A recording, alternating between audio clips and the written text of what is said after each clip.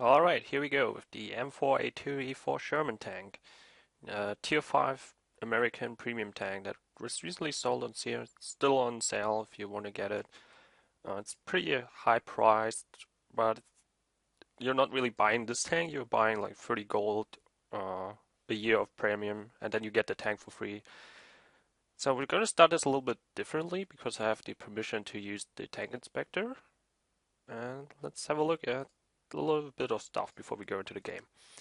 Now, frontal armor is pretty nice, pretty decent. As you can see here, lower front plate is not really what you would call a weak spot. 108, really nicely angled too. The upper front plate is with 64 is quite easy to pan. However, this tank is really nice for angling. Like, have a look at this. Here we go, 119, 120. You can do something while angling this tank, and it's a tier 5, so keep that in mind. Aside from that, weak spot wise, if you have it in front of you, obviously the two hatches are really nice weak spots here. They're slightly angled, but you can still hit them. If you have a low pen gun, then you should probably aim for that. The cupola is pretty small. As you can see here too, the turret has like these small rears where you can pan it. That will obviously bounce. Aside from that, not really much. I've been panned in the gun mantlet before, but I'm not sure if it was damage pan. Probably not. I mean, that's already 76, and then of course you still have to pan the turret. Can be done with pram ammo, but I'd rather not do that. A little weak spot here. But aside from that, not really much. Overall, the rest of the armor it's alright. If you angle your tank, your rear a little bit, someone can still bounce. Low light tanks and such. So if you got a light tank behind you, just angle your rear and you're fine. And that's it for the armor layout. Let's go to this. Now I'm comparing this to the M4 Sherman, the normal tank. Obviously a lot of things that are worse than it. But there are also things that are better. For example, the RPM is better. The damage per minute. Rate of fire is better, of course. Otherwise it wouldn't be. Penetration is a problem at times. I'm just gonna give you this. Pause the video if you want to look at these stats. I'm gonna talk about these in game. Alright, here we are. Now, first things first. Pen of this gun is medium. Armor of this tank is good, as I mentioned before. Obviously with its weak spots. But overall, it's a pretty decent tank. You get up to 40 kmh, so the gun penetration is not that much of a problem. 40 kmh is more than enough to outmaneuver any tank. You get about 50 kmh when going down the hill, and more is not needed. The trigger speed is alright. You've seen it in the statistics window earlier. It's pretty maneuverable for a medium tank that is that well armed. Now, there are two problems with this tank. First of all, the gun penetration, of course.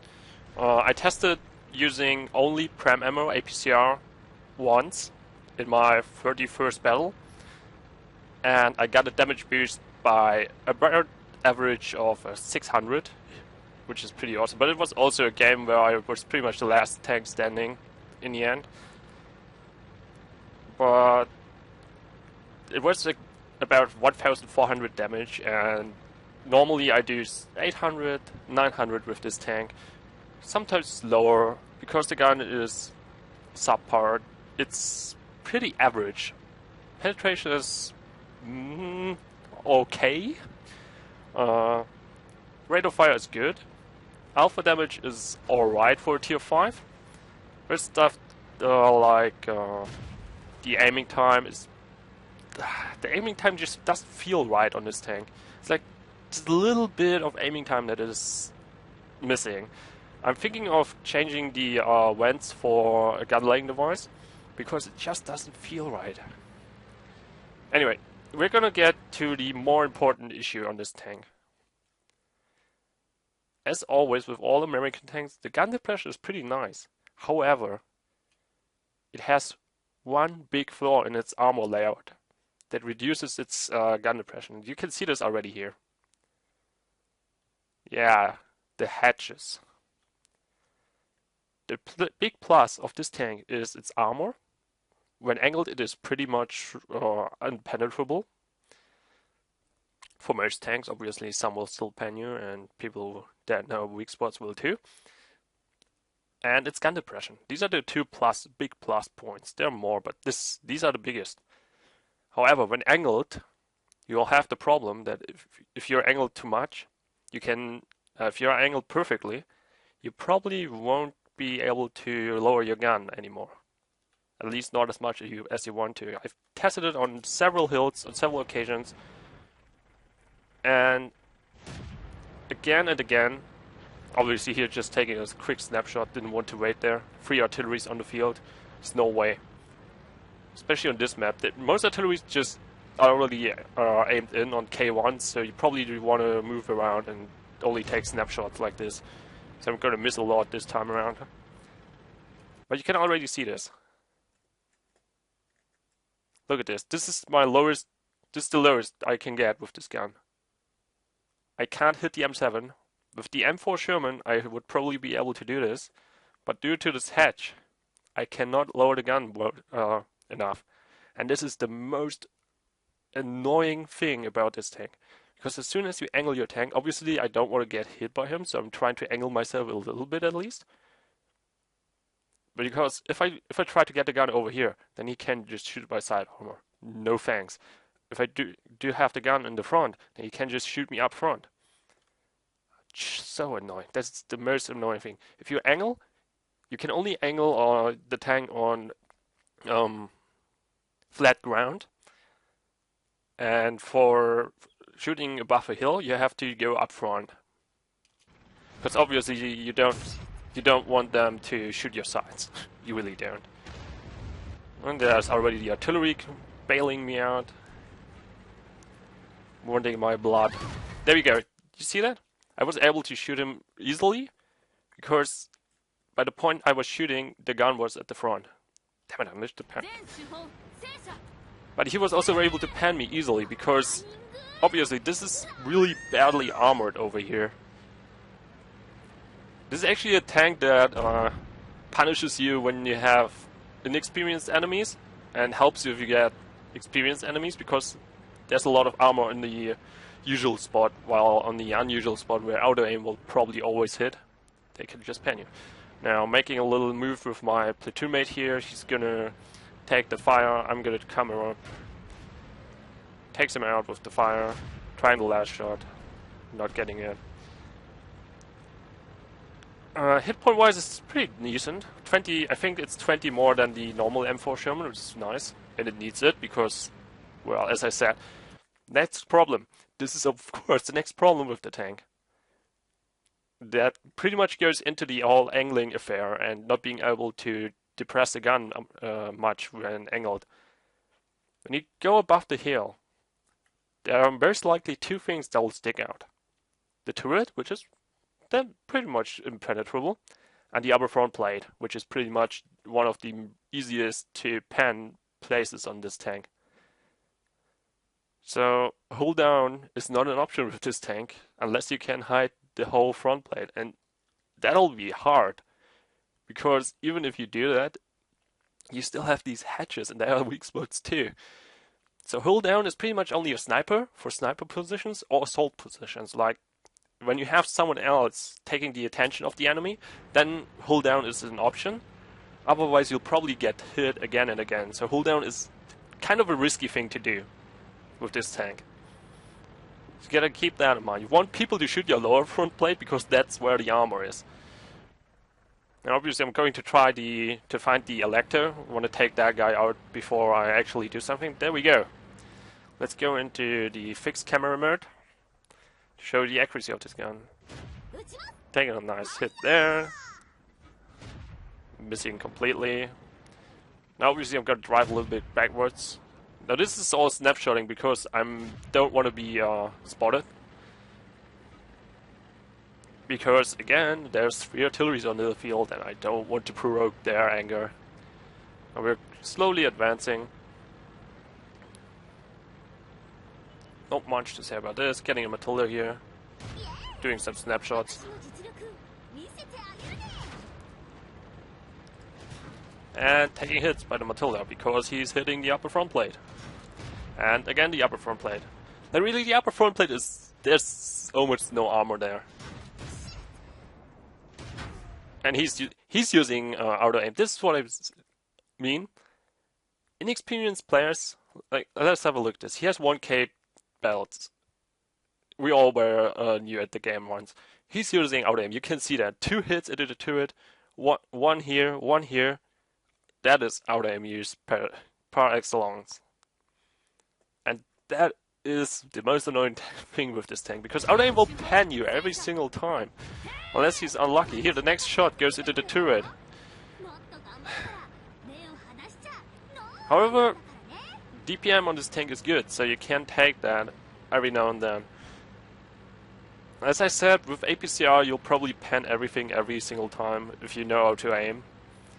But I'm gonna upload the screenshot of the battle. I'm gonna have a look at that later, after the video. Just to show you what you lose, how much credits you lose if you use APCR only.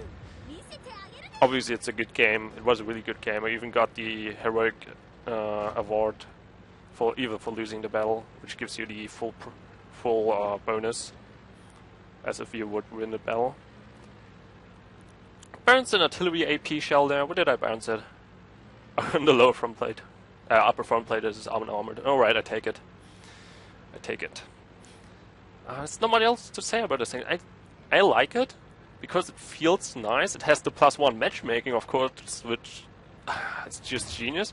But here's one thing you have to keep in mind now. And this is I'm thinking I'm really biased at the moment with this tank, because I almost always get into tier 5 battles. I am above 30 battles now. I'm 32 or something. And about out of all these battles, 30 battles, let's put it at that, I got 4 battles with tier 6 tanks. And 2 of these battles were with 2 to 3 tier 6 tanks and not more. That is insanity right there. I almost always get into tier 5 battles with this tank. I don't know if it's the battle weight, the battle tier of the tank. There we go, taking out the artillery here. It might be just the battle tier, but I'm pretty sure at the moment the problem is that there's a lot of new players that are currently playing tier 5s, because I've been playing late night, evening, early morning, midday, and on all times I always get tier 5 battles. So it can't be the population for several times and peak times. So it must be because of the overall population just reaching new players, a lot of new players just reaching that tier, that particular tier. So I'm a little bit biased towards that. But even then, in tier 6 battles I had fun too. I had one where I pretty much had a good tier 34, 85 enemy, and I just got that one out of the game. Pretty much just blocked him and didn't let him pass, and we won because of that. He killed me in the end, obviously. He was a good player, took me out. No problems there. Here we go with the amazing DPM. Just firing off and firing off. However, accuracy really is not that great. You have to work with it. There we go, taking that one out. And then going for the 7th kill here. There we go.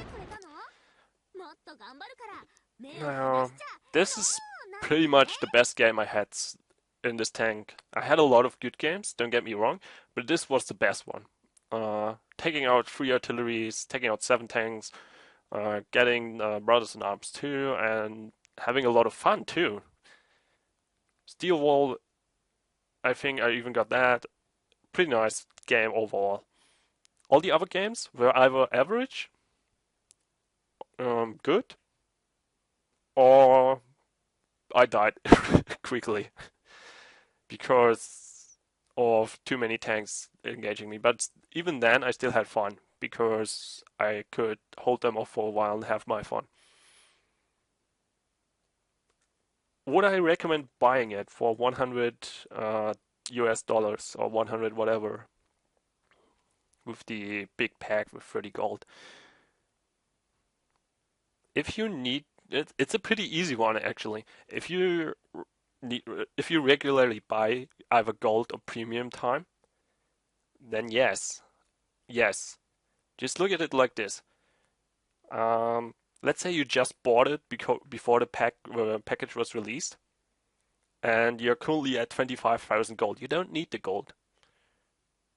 You're gonna need it next year. So if you get the money at the moment and can spare it, even though it's Christmas time, go ahead and buy it already.